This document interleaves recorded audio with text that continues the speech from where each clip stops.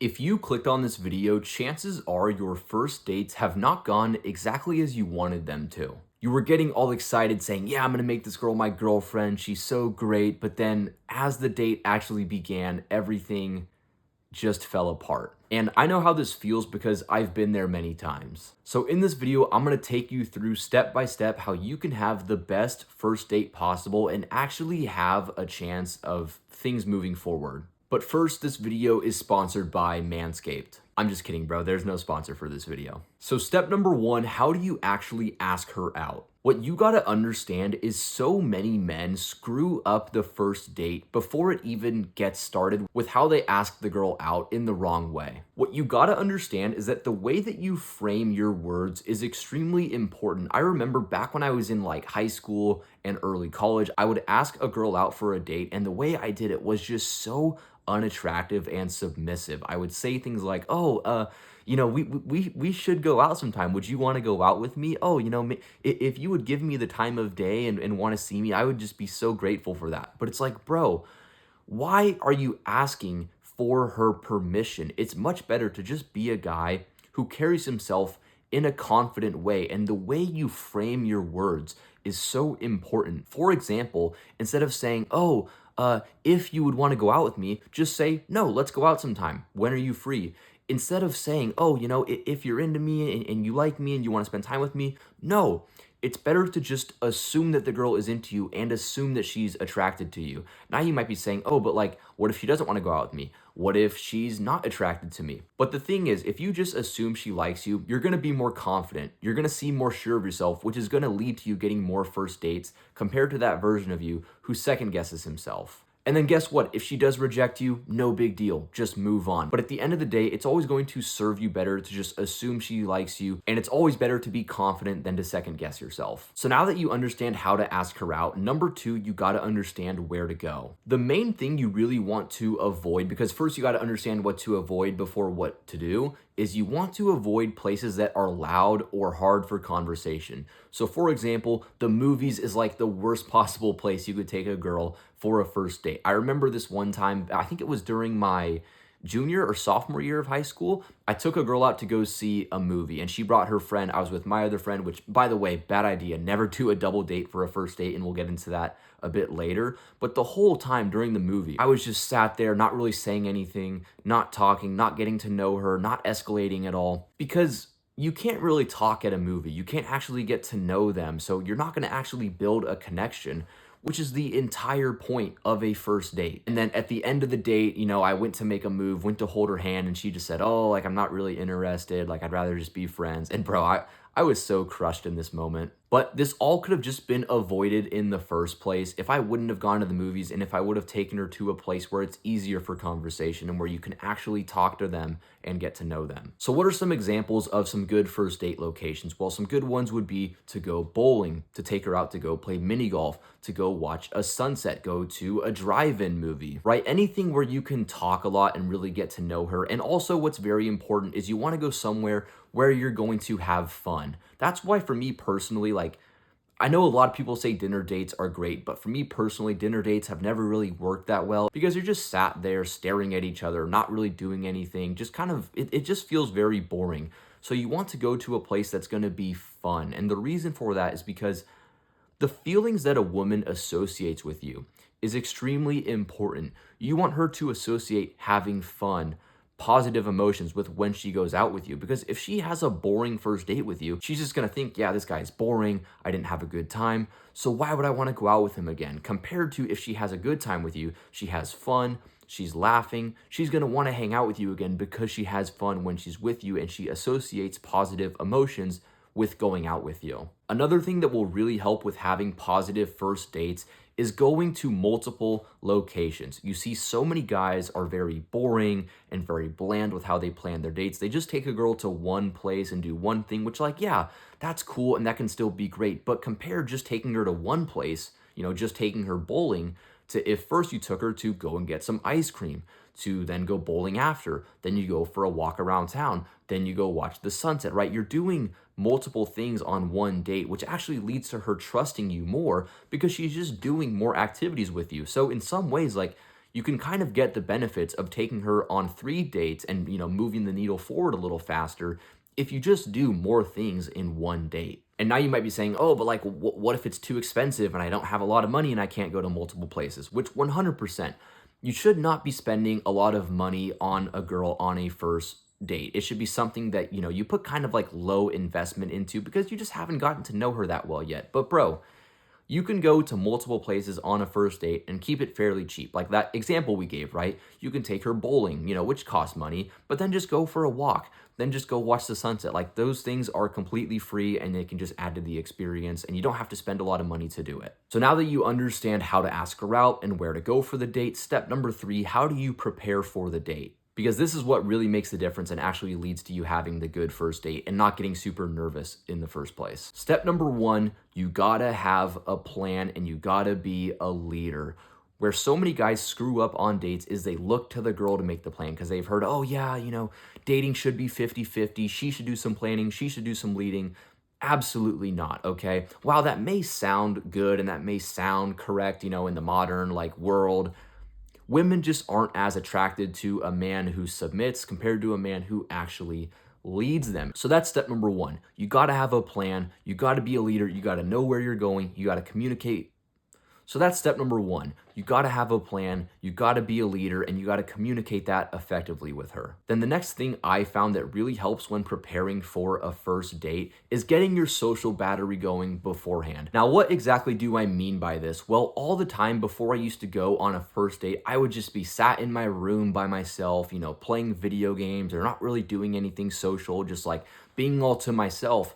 And then because of that, I'd get on the date and I'd be so nervous. I'd be so anxious. I wouldn't know what to say. I'd get stuck in my head. And if you want to cure this kind of anxiety and you want to be more social on first dates, you got to get your social battery warmed up a bit. And what I mean by this is before I actually went on one of my first dates with the girl who's my current girlfriend, on the drive when I went to go pick her up, I called one of my best friends and just talked to him about life, about how he was doing. We talked about what we have going on.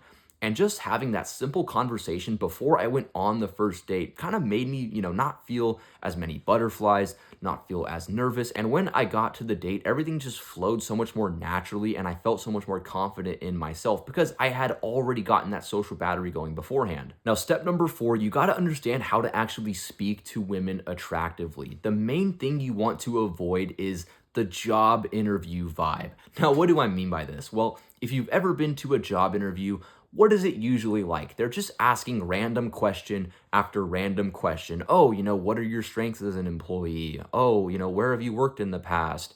What are your weaknesses? It's like just all these random questions that don't really connect. And it just feels like they're the ones who's asking you questions the whole time. And it kind of reminds me of this one time I went on a first date with this one girl. I took her out to go get ice cream and we were sitting down and I was just asking random question after random question. Oh, what do you like to do for fun? Oh, how many siblings do you have? And it was like I was asking 90% of the questions and just saying question after question that had no relation to another. And eventually she told me oh yeah, this date kind of feels like a job interview. And I knew from that moment that I was so completely cooked. So what you got to understand is how to avoid this interview vibe in the first place. And the first way you can do this is by knowing how to ask questions in the right way. Let's say, for example, you ask her, what's your favorite place that you've gone on vacation? Well, don't make your next question a completely different topic. Don't after that go, oh, how many siblings do you have? No. If you ask her, what's your favorite place you've gone for vacation? And she says Mexico, then you can go, oh, what'd you do in Mexico? What was your favorite part about it? You see how the difference is in both cases, you're asking a question, but in the first example, it's just, a question that has no relation whatsoever. And in the second example, it's a question that, kind of builds on the previous one. Then the second way you can avoid the job interview vibe is just by telling some of your own stories. Instead of just asking her questions the whole time and asking her about her life, tell her some stories about yourself. Tell her about the time that you went to Mexico, about the time that you had a funny story about something that happened. And also, bro, don't be afraid to tease her a bit. Don't be afraid to flirt with her a bit. If she says something stupid, maybe make fun of her a little. Obviously not in an offensive way, but in, a cute and flirty way. Because the reason why so many guys screw up on first dates is you're just so damn serious. You need to realize that first dates are all about having fun. It's about having a good time. And like we talked about earlier, you want her to associate having a good time with your date. And if you're so serious, just asking question after question, you're not teasing her, you're not flirting with her, you're not telling your own stories, it's just going to feel like a corporate job interview and not a fun first date. So you want to have fun, you want to be lighthearted. Don't take things so serious. Don't obsess over the relationship. Don't obsess over saying like, oh, I have to make this girl my girlfriend or I'm going to be crushed. No, just have the mentality. You're not going on a date to get a girlfriend, to lock her down to a commitment or anything. No, you're just going on a first date to have fun. And if you just focus on doing that first, then the rest will actually end up taking care of itself. Then step number 5, and this is where a lot of guys screw up and the reason why they don't get second dates, you got to understand how to escalate. Now, I realize in the modern day, there's a lot of anxiety around this. A lot of guys are scared to make moves because you'll see like, women saying things like, oh, you don't want to make her feel uncomfortable. You don't want to make things weird. You don't want to make things awkward. And a lot of guys will just go into a shell and then be scared to make a move, be scared to escalate. But the thing is, if you don't escalate on a first date, she's just gonna friend zone you because if you're not making a move, if you're not going for the kiss, if you're not going to actually do anything romantic, then you're just putting yourself in the friend zone. And now you're probably saying, okay, well, how do I actually escalate and make a move? The first thing you gotta understand is it has to be a slow process. You can't just go from 0 to 100 super fast. For example, there was this one time I took a girl out on a first date to go see a movie, different story from the one earlier. And we didn't say anything the whole time. We didn't really talk much. I never like held her hand. Then at the end of the day, I went for a kiss and it was just like super awkward. So what you got to understand is you have to escalate slowly. Let's say, for example, you're walking to go into a restaurant. You go to hold her hand. And then okay, if she holds your hand, she's probably open to something else. So then you put her arm around her. And then if she's open to that, then okay, maybe she'd be open to going for the kiss. But you don't go like straight from doing nothing to going to the kiss right away. You slowly, qualify and you slowly figure out like what's she going to be open to. And also, you just need to be okay with things if you do end up getting rejected and she doesn't go for it. The truth is, going for a kiss, going to make a move is not what's going to make a girl feel uncomfortable. That's completely normal and that's completely okay. But what makes a girl feel uncomfortable is when you go to make a move and then you get weird about it, you get offended, you get angry. Those guys 100% have a problem and that is not right and you should never do that as a guy. If you get rejected, just take it. Just be okay with it. Don't get mad at her. Don't get weird about things. Just accept the rejection and move on. And if you actually understand how to take rejection the right way, you're never going to be viewed as this guy who's weird or who's doing things the wrong way. So with all that being said, be sure to make a move at the end of the first date because it shows confidence.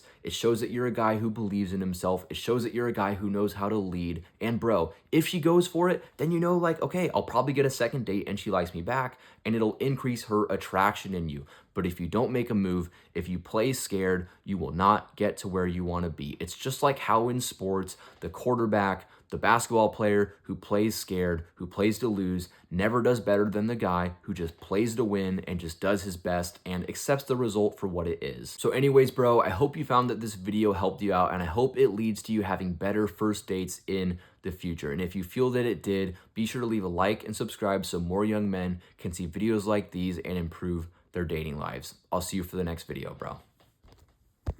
And by the way, no pressure, but once you find that my free videos have helped you out quite a bit, you've gotten some value from them, and you want to take your dating life to the next level, and you want my help getting to where you want to be, you can check the link to my coaching in the description, book a free call with me, and we can see if you'd be a good fit and get you to achieving your goals.